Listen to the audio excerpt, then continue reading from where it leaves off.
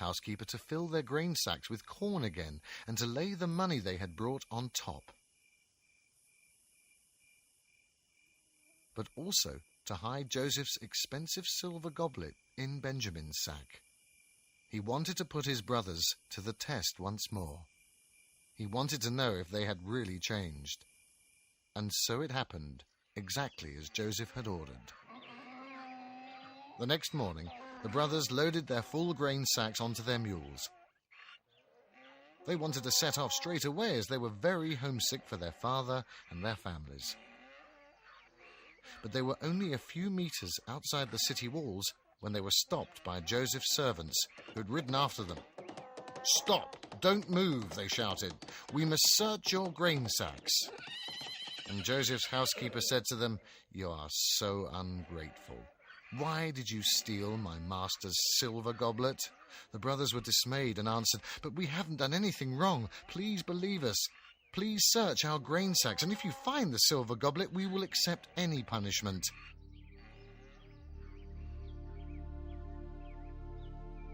So the servants looked through every sack of grain, from the first to the last. Then the brothers were horrified when the silver goblet was found in Benjamin's grain sack. Little Benjamin started to cry and shouted, "I didn't steal the goblet. Please believe me, it wasn't me." But his crying and shouting didn't help. Benjamin was seized and taken before the governor. His brothers didn't want to leave him alone, so they followed him and fell down on their knees before Joseph, begging for the life of their little brother. "Have pity on us, great master," begged Judah. "Take me as your slave instead of Benjamin, for I have vouched for his safety to my father. If Benjamin doesn't come back, our father will not survive the shock." Many years ago, he already lost his favorite son, Joseph. Then Joseph shouted out loud, "Everyone leave us, only the foreigners should stay." And he started to weep and said to his shocked brothers,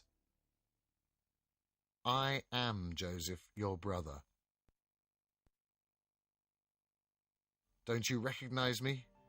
You sold me to Egypt. But God was always with me and helped me and allowed me to rescue you and Egypt from the famine." The brothers were lost for words and looked shamefacedly at the ground. But Joseph comforted them, saying, "Stop being afraid. Nothing will happen to you, because I have forgiven you." And all his brothers started weeping with happiness. The Pharaoh also heard of Joseph's story with his brothers and said to him, "Tell your brothers to return to Canaan and to bring their father, their families, and all their herds of animals back to Egypt. I will give them our most fertile lands on the Goshen plains. They should settle there and graze their herds. They will get the best that Egypt has to offer." So the brothers returned to Canaan and moved back to Egypt with their father, their families, and all the herds, exactly as God had planned it.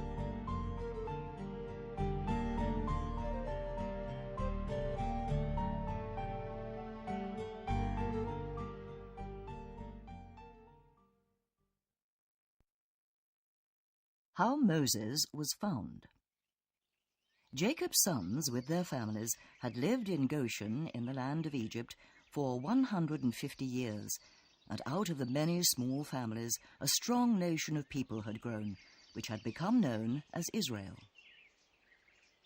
The Pharaoh, who ruled over Egypt at that time, knew nothing about the history of the Israelites who lived in his land.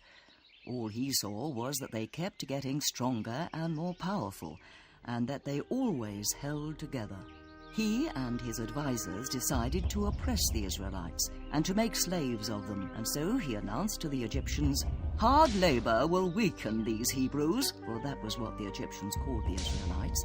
"Then they will not become a threat to us and won't be able to ally themselves with our enemies." And so the people of Israel had to undertake heavy slave work. They built great cities with pyramids, palaces, and streets. and the Egyptian guards beat them with whips. They had to carry massive stones and shape and bake bricks under the burning sun. And anybody who couldn't or wouldn't work was severely punished. But however much harder the work became, the Israelites became stronger and more proud. This made the Pharaoh very angry, so he called the Israelites' midwives to him and said, "When the women amongst your people have children, let the girls live, but let the boys die." But the midwives were pious women and disobeyed the Pharaoh. And God rewarded their courage and gave the Israelite women even more children. And so it came to pass that the Pharaoh sent out a cruel order to his people and his soldiers. "Take all the newborn baby boys from Hebrew women and throw them into the Nile." At that time, a young boy did come into the world in an Israelite house. Everyone was pleased at his birth, as he was healthy and strong. But since the Pharaoh's soldiers were still searching for newborn Israelite sons, the mother kept her baby hidden in the house. But after 3 months, she could no longer keep him hidden from the neighbors and the soldiers. With a heavy heart, she decided to give her baby away. She took a woven basket and covered it in tar and pitch. Then she put the child into the basket, closed it, and went down to the banks of the river Nile with her daughter Miriam. She put the basket into the water and said to Miriam as she cried bitterly, "Watch over him to see what happens to your little brother." The waves in the river carried the basket downstream, and Miriam followed it, running along the river bank. Then suddenly she heard voices and happy laughter. She looked out from the bulrushes and got quite a shock. The Pharaoh's daughter was bathing in the water with her servants. She had noticed the basket, which had become stuck in the rushes, and had told her servants to bring it to her. As the basket was opened, the baby began to cry. So the Pharaoh's daughter picked the baby up and held it in her arms. "I feel so sorry for this small baby. He is so lovely and strong. He must have been abandoned by a Hebrew woman," she told her servants. Then Miriam drew up all her courage, ran out of her hiding place, bowed down very deeply in front of the Pharaoh's daughter and asked, "Mistress, shall I fetch you a nursemaid from the Hebrews so that she can feed the baby?" The Pharaoh's daughter heard the suggestion and agreed. This filled Miriam with joy, so she ran home to tell her mother what had happened, and then they returned to the river together. "I will put the child in your trust. Suckle it for me, and I will pay you well," said the Pharaoh's daughter to Miriam's mother. Then she went back to the palace with her servants.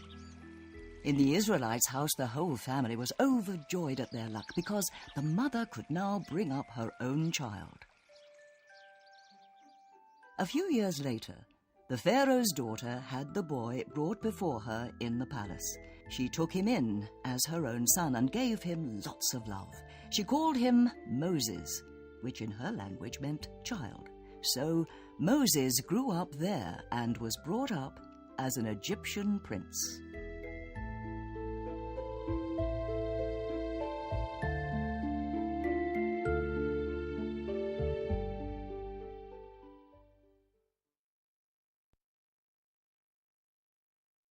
Moses and the burning bush. One day, as Moses was out in his chariot, he came across a building site where the Israelites were being forced to work. He saw how an Egyptian guard beat one of his own people to death. He became very angry and waited until the guard was on his own, and then he killed him too. But 2 other Israelites who were fighting with each other had seen what had happened, and as Moses tried to break them up, they shouted at him angrily, "Are you trying to judge us? Didn't you kill an Egyptian?" This made Moses very scared, and he quickly rode back to the palace. But the Pharaoh had also heard what had happened and wanted to have Moses put to death, so Moses had no choice. He quickly packed a few belongings and secretly slipped out of the palace. He fled to the distant land of Midian. and once there, he lived